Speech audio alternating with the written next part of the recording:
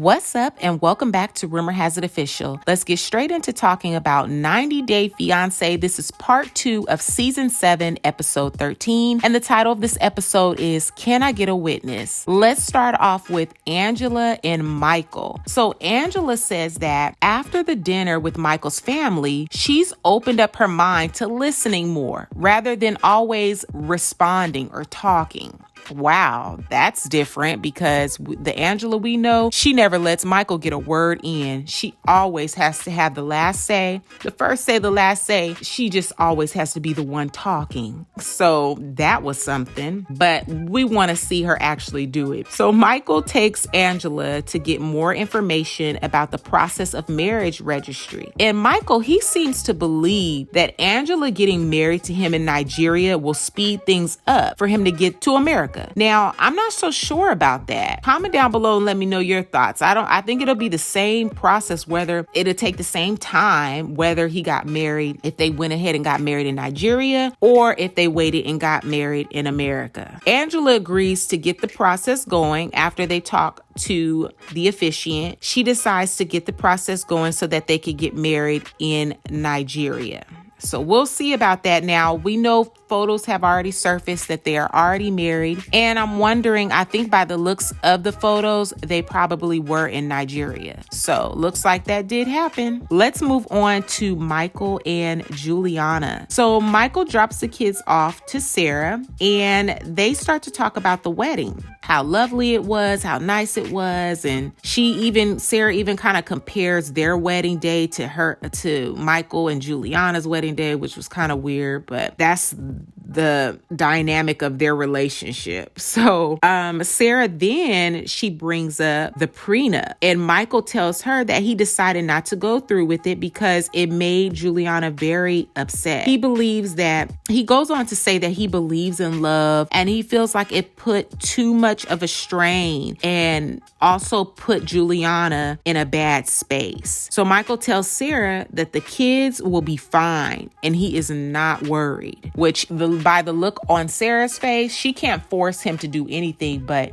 she's very concerned about that. She wants to make sure that her kids are good. At the end of the day, she wants to make sure that her kids are secure. Let's move on to Anna and Mursel. So Anna, now she knew she had a certain time frame to marry Mursel. Like as soon as she picked him up from the airport, within that same day, she knew she had to be married to this man. So I would think that she would have had all those things decorated. I would have thought when she went to the airport to pick him up, she would already had her hair and makeup done, but nothing was done. So I just don't understand, why wasn't her hair and makeup already done? Like, somebody please comment down below and tell me. So anywho, Mursel says that he's happy to spend his life with Anna, but he's sad that his family can't be there on his wedding day. Now, Anna is hoping her oldest son and mom will show up last minute. But she tells her friends that they're both adamant about not coming.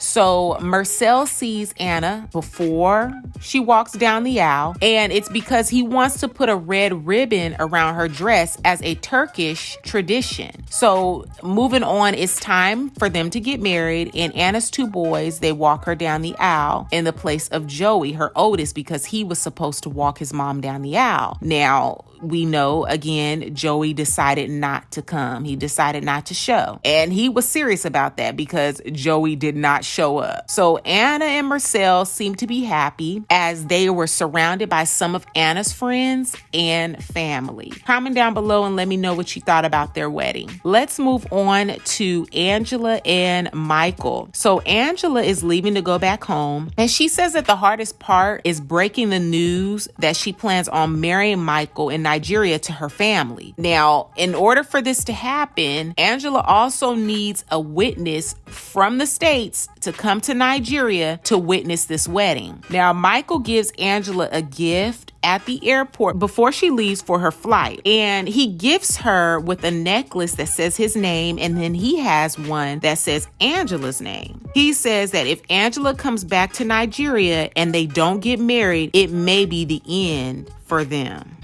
Now, what do you all think about that? Now, again, we already know that they got married, but once she sees that at the tell-all, oh, you know it's gonna be a fight. She's gonna chew him out. Let's move on to Tania and Syngin. So it's Tania and Syngin's wedding day. They're having a DIY wedding. They rented an Airbnb. They're like a couple hours late to set up. So Tania hasn't even written her wedding vows, nor has Syngin. They're doing this backyard wedding, and I just don't understand why they didn't assign family and friends to do this for them so that they could focus on getting ready. They're basically everybody is all setting up, and their guests are starting to arrive. So they finally finish, and both Syngin and Tania rush to get ready. So by the time they get ready, it's freaking pitch black outside. Like, you can't even see Tania. You can't even see her because this girl chose to wear a black dress. I just feel like maybe she could have did a red dress like her mom had on a red dress. At least you could see her coming in the dark. I don't know. I believe that a bride should always be the main focus. She should be the center of attention. I think that's why some people wear white, right? So I feel like in her case, if she didn't want to wear white, which is completely fine, you could do whatever you want to do. It's your wedding day. But at least she could have wore a red dress or something. Pink, red, something, because that black, it was so dark you couldn't even see her coming. And it wasn't like the backyard wedding was really all that lit up.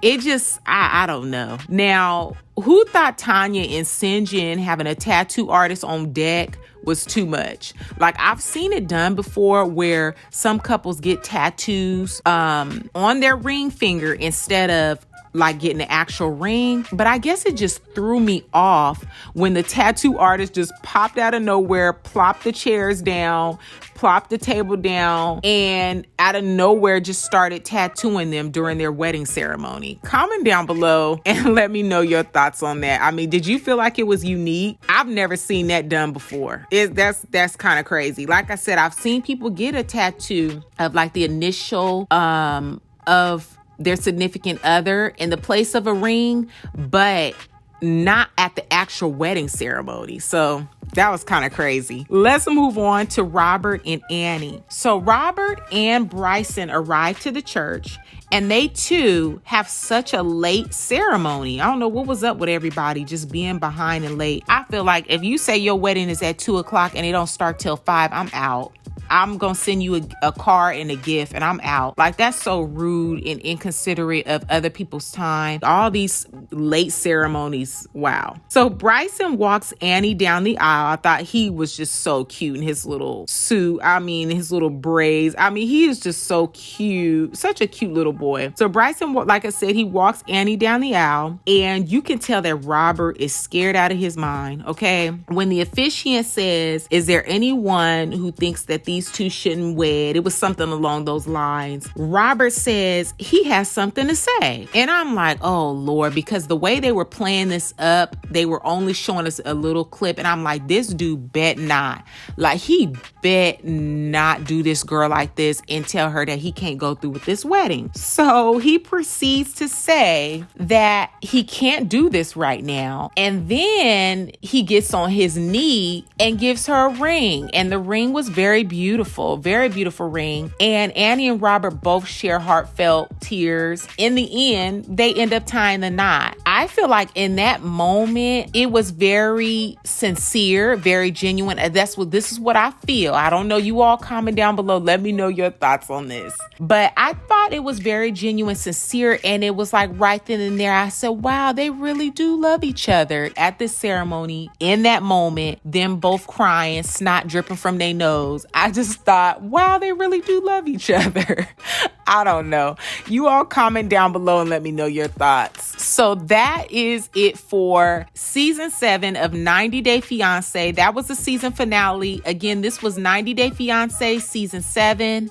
episode 13. This was part 2. If you haven't caught my part 1 of Can I Get a Witness episode, go ahead and check that one out. But if you're all caught up, thank you so much for watching. Don't forget to give this video a big thumbs up. Share with a friend who also loves watching 90 Day Fiance. Don't forget to subscribe and hit that bell so you'll be notified on the next time that I make an upload. And I hope you all are excited for 90 Day Fiance Before the 90 Days. That comes out, I believe, February the 23rd, but I will keep you guys updated and posted. I'm sure if you are a 90 Day Fiance fan, then you already know the date and you're already ready to watch it when it comes on. So yes, I enjoyed this season. A lot of you were played out by it, done with a lot of these couples from the very beginning, but I thought it was pretty good. I thought season 7 was pretty decent. So I look forward to talking to you all in that comment section down below, and I will see you all in the next video. Peace.